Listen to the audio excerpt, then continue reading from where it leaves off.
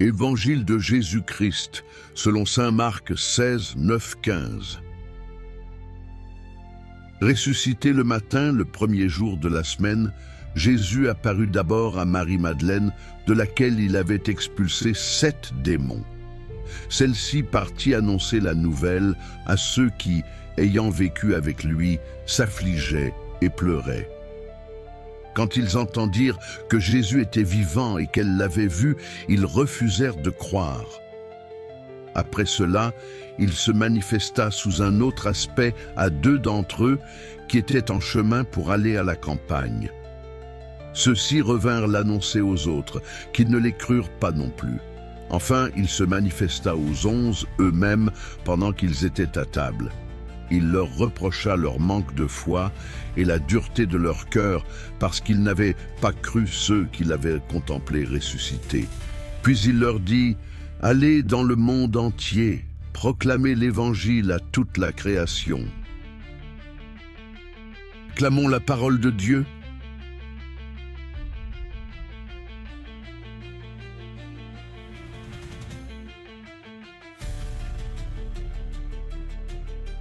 Pourquoi ne croient-ils pas?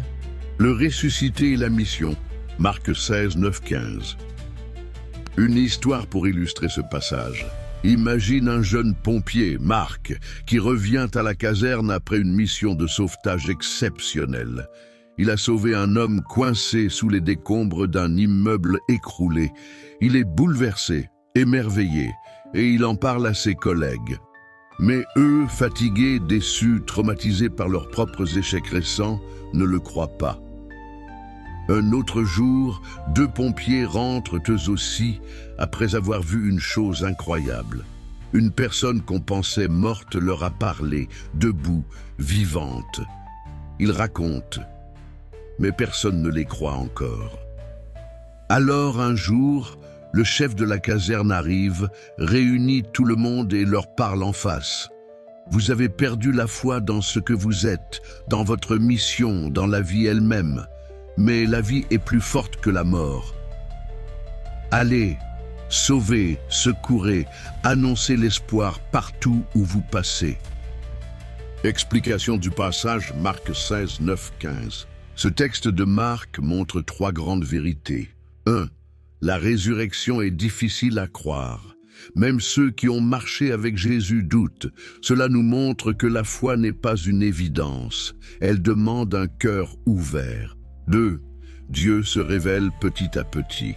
Il commence par Marie-Madeleine, puis 2 disciples, puis les 11. Il prend le temps d'aller vers chacun, là où il est. 3. Une mission universelle.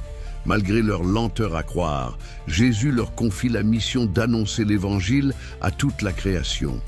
Il ne les rejette pas, il les envoie. Comment vivre ce passage aujourd'hui? Accueille les signes de vie et d'espérance autour de toi. Même si tout semble sombre, comme les disciples qui pleuraient, reste ouvert à la nouveauté de Dieu. Écoute les témoins. Parfois, Dieu parle par la voix d'une personne simple, comme Marie-Madeleine. Ne rejette pas trop vite ce que les autres ont vécu avec Dieu. Sois un messager d'espérance. Même si tu as douté, même si tu as eu peur, Dieu t'envoie. Partage la bonne nouvelle dans tes gestes, tes paroles, tes réseaux.